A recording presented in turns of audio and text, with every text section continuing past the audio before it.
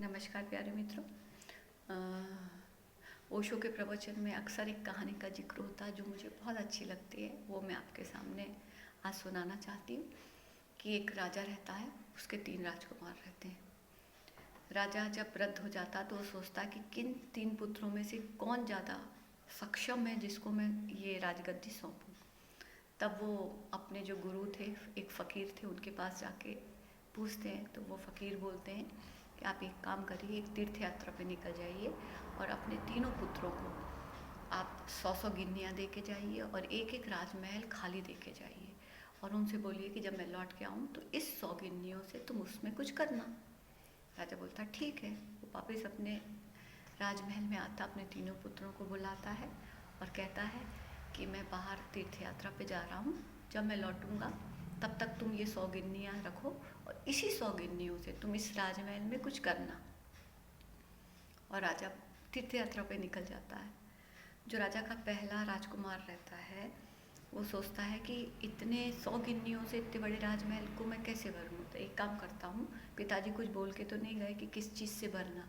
तो वो राज का पूरा कचरा इकट्ठा करके उस राजमहल में भर देता है। दूसरा पुत्र क्या करता है, वो कहता है कि यार इसको दुगना करने का एक ही उपाय है कि इसको मैं जुए में खेल जाऊँ इन 100 गिन्नियों को। लेकिन वो 100 गिन्नियाँ वो जुए में हार जाता है तो उसका राजमहल खाली रहता है।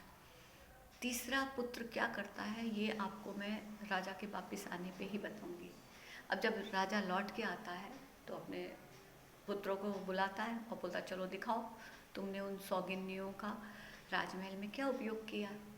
पहले पुत्र के राजमहल की तरफ जब जाता है तो बड़ी गंदी दुर्गंध से उनका जी खराब हो जाता। बोलते इतनी बदबू क्यों आ रही है। बोले पिताजी मैंने पूरे राज का कचरा उसमें भर लिया। तो वो उधर जाते नहीं। फिर दूसरे राजमहल पे जब जाते दूसरे पुत्र के राजमहल में, वो देखते कि पूरा खाली पड़ा। तो बोले पिताजी आप 100 गिन्नियाँ दे के गए थे, मैं जुए में हार गया। तीसरे पुत्र के राजमहल की तरफ जा रास्ते से ही उन्हें बड़ी अच्छी खुशबू और प्रकाश नजर आता।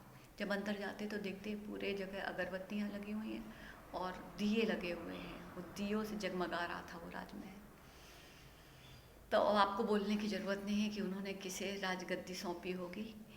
इस कहानी के पीछे जो ओशो कहना चाहते थे वो बहुत सुंदर बात थी। वो ये कहना चाहते थे हम सब भी एक जीवन लेके आते हैं पर उम्र को यूं ही गंवा देते हैं।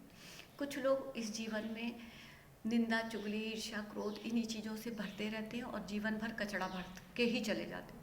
कुछ लोग इस जीवन को जैसा जीवन मिला है वैसा ही काट के ऐसे जुए में हार के चले जाते हैं। लेकिन कुछ लोग अपनी मेहनत से ध्यान और प्रेम के बीज लगा के उसमें परमात्मा का प्रकाश और सौंदर्य भर के जाते हैं। तो अब हमारे ऊपर है कि हम अपना जीवन किस प्रकार से गुजारते हैं।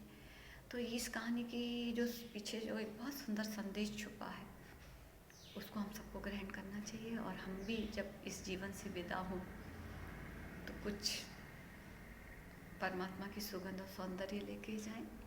और जाते जाते मैं आपसे इतना ही कहना चाहूँगी कितनी सुंदर है ये सृष्टि, कितना कुछ पाने को जग में, तुम पत्थर चुनते रहते हो, हीरा अनदेखा कर पथ में, हीरा पत्थर में भेद जान, ढाई अक्षर को वेद मान। नमस्कार।